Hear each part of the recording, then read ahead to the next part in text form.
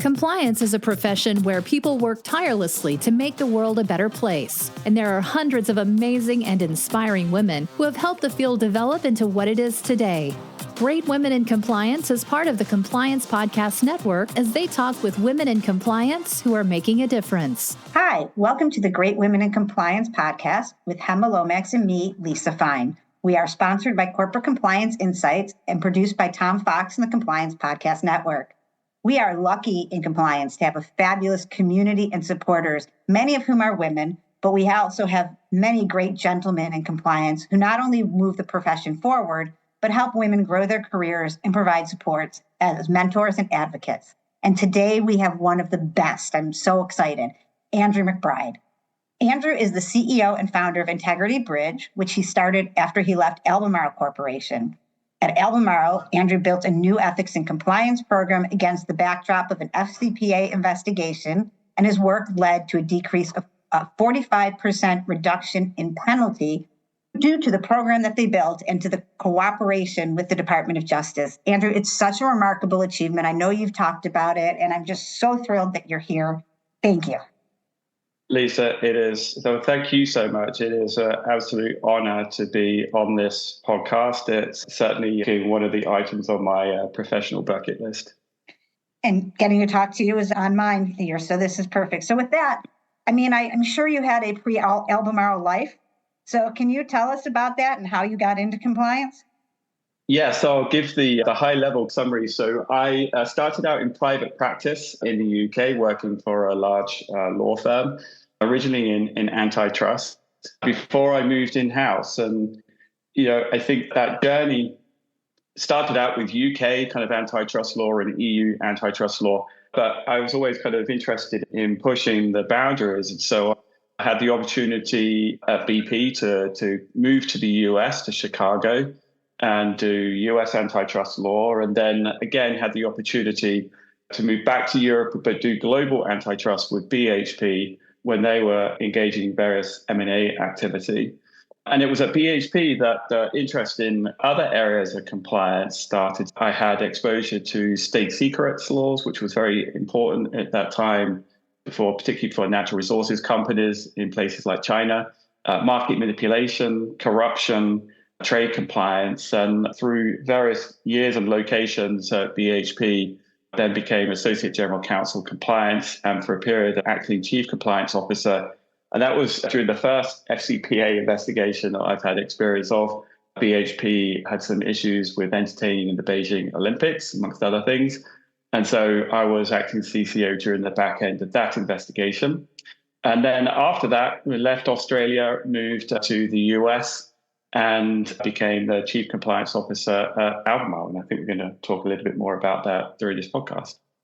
And we are, because that you had quite an experience there. And now you have been asked regularly to speak about your accomplishments there.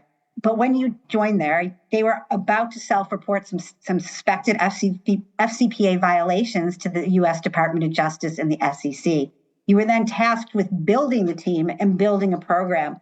And how, when you started, given everything going on, did you got yourself comfortable with the idea that they were committed to the changes needed?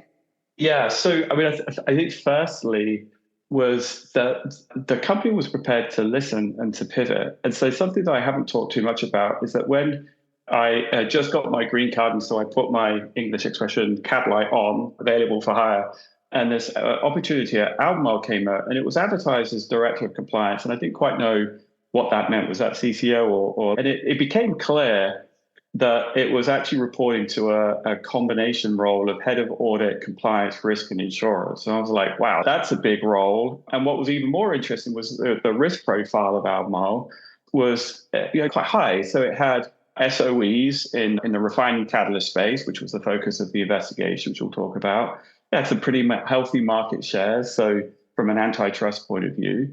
And then it had just literally acquired a lithium business, which meant that overnight it became the world's largest lithium producer, which back in 2017, 2018, it was just the start of the EV boom. And so from a broader ESG risk perspective, that was also super interesting. So I was thinking about this. And so in my first interview with the GC, really kind of said, I actually think you need a full-time chief compliance officer with a risk profile like this. And so we then followed up with some back and forth about what that role would look like. And to be fair to the company, they listened, they repivoted, they re-advertised for a chief compliance officer. I reapplied. I got the job. And I took that as a really good sign that they were prepared to listen. And I think obviously what I hadn't appreciated through that was that they were also reflecting on a possible need to self-report FCPA violations. So I'm sure that played into recalibrating the role to becoming a full-time CCO. But I saw that as a good sign. But there were other good signs. So literally in the same month that I joined, they were adopting for the first time a new set of core values. They were hiring brand new global function SMEs, similar to compliance. So a new head of global procurement and other similar roles. And they were deploying new global systems. So one ERP system, which I know for some listeners will make them weep, and one HR information system.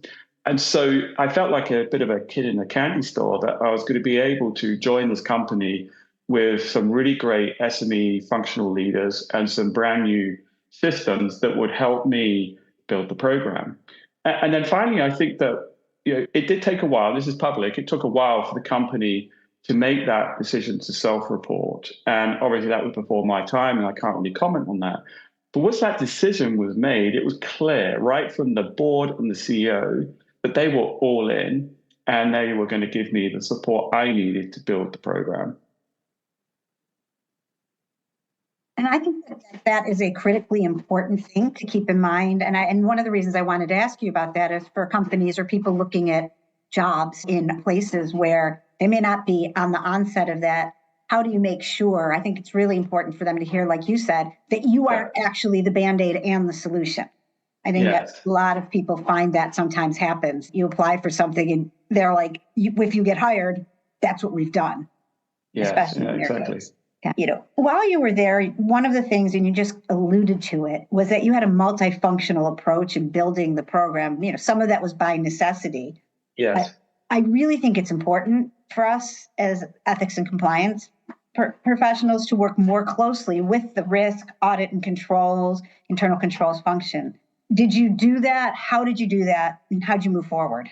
Yeah, this is something I'm super passionate about. So clearly an ethics and compliance program, so those core elements of the code of conduct and the conflicts of interest, the gifts of hospitality, they're all super important, but they can't be developed and operated in a silo. They need to be connected with the core values, and they need to be connected with the parallel business processes. So for us, and for me, when I joined Albemarle, the bullseye was sales, because our investigation related to the use of agents, sales intermediaries, in our refining catalyst business. That was my bullseye. And so I needed to work very closely with our sales teams on all of the appropriate remediation, including controls and systems, but also procurement and finance. So working very closely with the head of procurement, working closely with the finance team on SOX controls, taking a fresh look at those and things like the delegation of authority. And how that worked in practice was in the framework and the governance. And so if I take procurement as an example, the new global head of procurement, I worked with him and we co-authored the brand new global procurement policy and then all of the supporting processes, starting with vendor qualification, contract management, screening due diligence, vendor management, post-contract. We developed those with each other. And what we were then able to do was, because the core values had just been introduced, we were able to distill what those core values meant from a procurement perspective. So things like we'll pay our vendors on time. We were able to incorporate the right ethics and compliance controls into those procurement policies and procedures. And then it extended as far as the training. The training that was delivered was a shared training delivered by procurement leaders and compliance leaders to the procurement organization. So it didn't feel like separate ethics and compliance training. It felt like, here is the training that you need to do your job in procurement. And it incorporates everything, including the core values and the ethics and compliance requirements. And it extended to systems as well. So the procurement systems, the ERP and the supplier management platform, just making sure that they were configured so that we were holistically addressing the different types of third-party risks. So not just corruption, but forced labor, data privacy, data security as well. And then once you've got those processes in place with someone like procurement or sales, then it's really important you're partnering with those gatekeeper functions like legal, audit, and shared services, because they are your frontline kind of compliance officers, if you will. They're there reviewing the contracts, running the audits, looking at accounts payable processes. And so making sure that we gave them training on what to look out for in terms of red flags, and to be making sure that those processes were working. And so it really felt like a truly integrated core values, business process, ethics and compliance kind of structure. Now, I did half seriously suggest to my outside counsel during the height of the FCPA investigation, if you play this out, then we might not even need an anti-corruption policy. But I ended up having to scrape them off the ceiling. We decided that we still needed the corruption policy, but the point was made that it's actually better to include those compliance requirements in the functional processes, because that's what employees are doing day in and day out. And they can always refer back to the policies. There's nothing, yes. When somebody tells me that I can find the answer to something in a finance policy to look at it as opposed to the system, I eventually want to look and understand that. But at that moment, you're like, I just need to get this to the next step. And that's right. That can make a huge difference to people. That's right. I mean, that just-in-time guidance and systems was a huge area of focus for us. It just helps remind people, it's that little nudge to kind of help people. We're asking them to do something, so let's make it as easy and as straightforward as possible for them to do the right thing. Yeah. And also with that, you just talked about the team diversity in terms of some of the finance functions or procurement, but I know that You talk a lot, and you're a huge proponent of diversity in compliance teams themselves, both traditional diversity or lawyers and non-lawyers or functional. So I wanted to get your take on that. Yes. Again, another topic that I'm super passionate about. When I joined Albemarle, there was a team of two, me and one other compliance officer in China. When I left Albemarle, we had a team of 14. And within that team, we had English, American, Brazilian, Chilean, Colombian, Dutch, German, Singaporean, Chinese, and Hungarian. And in terms of, I think it was a 55 female, 45% male ratio. And in terms of professional backgrounds, we have forensic accountants, lawyers, data scientists, a procurement manager, and 2 former chief compliance officers. I mean, that diversity, I can't tell you, just super proud of the team that we built. And it was so amazing for the team to get awarded Compliance Program of the Year, and they fully deserve that for their efforts. And there was absolute strength through diversity. And I mean, obviously, what was also important was there were certain skill sets that were common across all of the team. And so I was very focused on the art of writing, risk management, and planning. And my team will remember that I would ask them during their interview processes to actually kind of write I give them a factual scenario, and whether it be an investigation scenario or a due diligence scenario, and I would ask them to write out a plan of how they would address that. And it was really helpful to see how candidates were thinking in terms of their judgment, their planning, and then how they were writing and communicating that. And diversity is super important, but then there's some really important core common skill sets that are needed in the compliance team in order for it to succeed. Yeah, and we don't all want to be having the same strengths and the same strength sets for each other. I mean, it doesn't help. I think that if you're going to be assessing risk, if everybody has the identical profile, what will you do with that? Yes, exactly. Yeah. Exactly. So as the next one, I'm going to use one of the kids' terms these days. You're getting your flowers. You're getting a lot of, great, and you've done some amazing work. But at that time, you must have had a lot of day-to-day pressure, and then you still have your life that we all have, and you're in a new role. So how did you handle that? I hate the words work-life balance also, because I think I think it's more of a cycle, but I'm sure you had a lot to deal with. And I think that's very familiar to our listeners. Yeah, it takes me back, right? This question where I was reflecting on it. So in some respects, there was no better time to join as a CCO for the reasons I alluded to earlier. I had the company had made the decision; they were all in. CEO was incredibly supportive. The board were very supportive. My boss, the general counsel, chief administrative officer, incredibly supportive.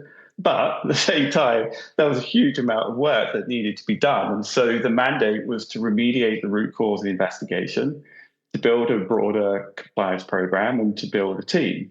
The sheer volume of work was very significant. And so the temptation is, especially when you're under the shadow of an investigation, to try and do stuff as soon as possible. And certainly outside counsel were very keen on me, doing stuff. But actually that first year, nothing was published or implemented or came out, because what we did was we were listening. So we were trying to understand what was going on. We're trying to understand the company. We were doing a risk assessment, and we were putting together a robust rolling 3-year plan. But then in the first 6 months of my second year, within 6 months, we had rolled out a brand new anti-corruption policy, a new due diligence platform, a new expense management platform, a new speaker platform, and a new code of conduct. I mean, it was just huge. And for the team who were there, I honestly don't know how we got through that 6-month period, because there was so many different projects that were coming into land at the same time. And I would say that probably the lowest point was May of 2019, so about a year and 3 months in, where I was just sat there in a hotel room in Washington, D.C. I was like, I just don't know if we're going to be able to do this. And I think that, so there was a volume thing, but the other perhaps more pressing concern was, as I was building this program, I had no idea at what point I was going to be presenting on that program to the DOJ and the SEC. And it's not like you can just kind of rock up with a paper-based program. You actually have to demonstrate that the program is working. We had this expression, the program can't have wet paint. It needs to have dried a bit, and to show that it's actually a fully operational compliance program.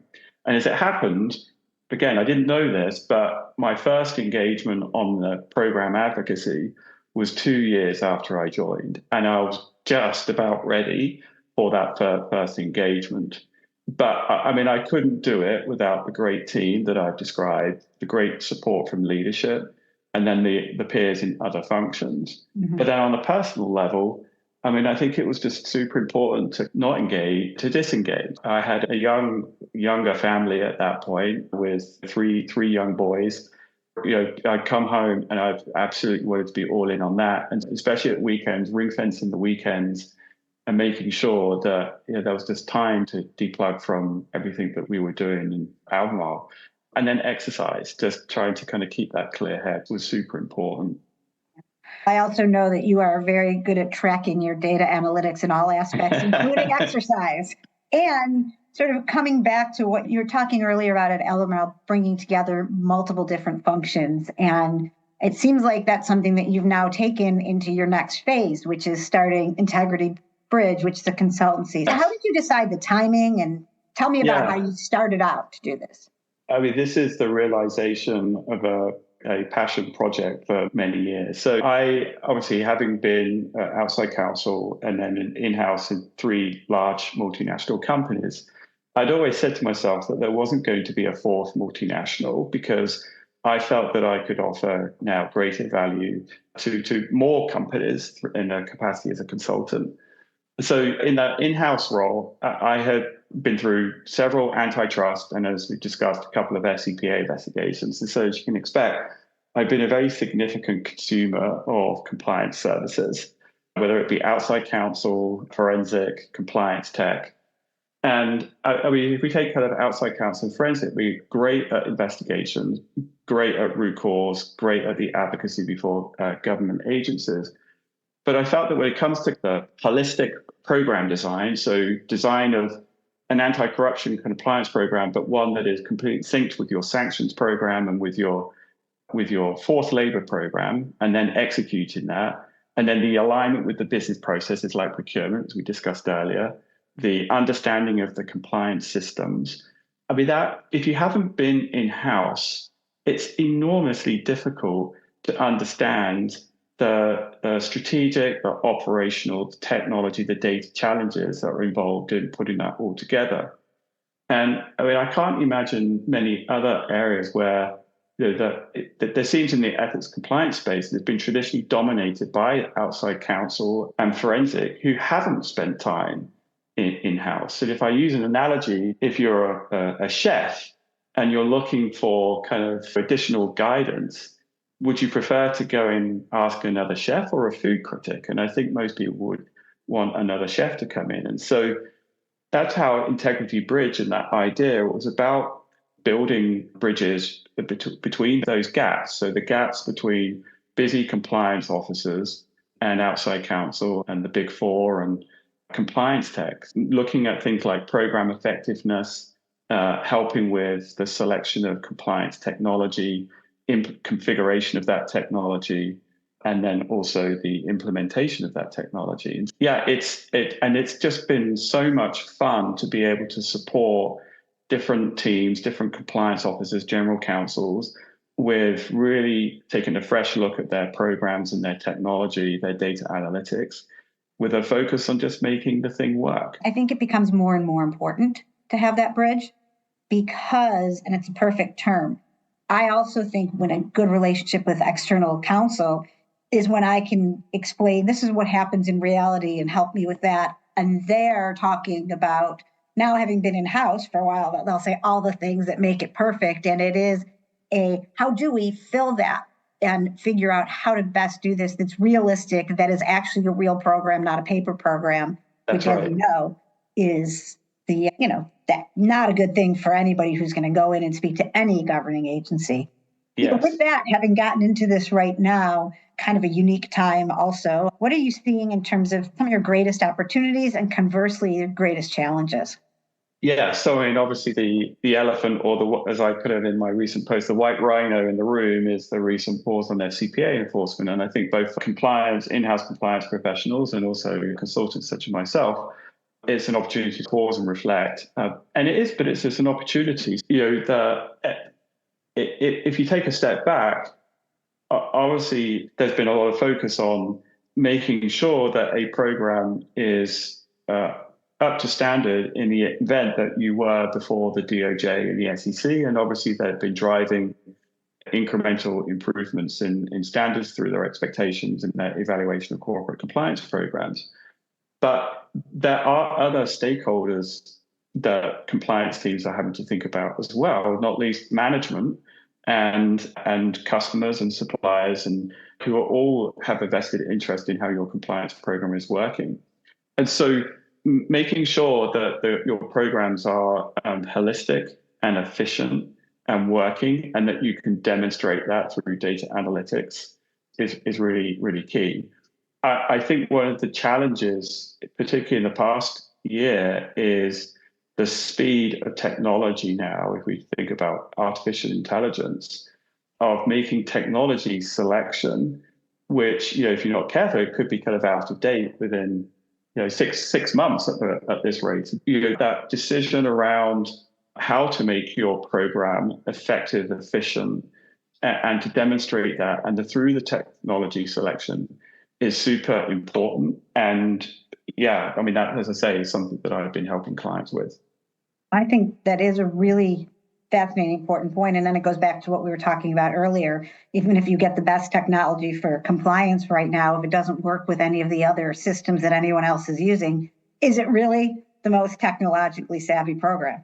That's right. And a huge part of my focus is exactly that point of the integration with things like ERP systems and CRM systems and HR information management systems, and the architecture of how your compliance kind of systems and processes are integrated with the broader company ones. Thank you so much. I'm so glad we got to do this, and I'm just so honored that you had the time to join the podcast. On behalf of me and Hema and the Compliance Podcast Network, thanks so much for this, and thank you for being a great gentleman in compliance. We are so grateful for that.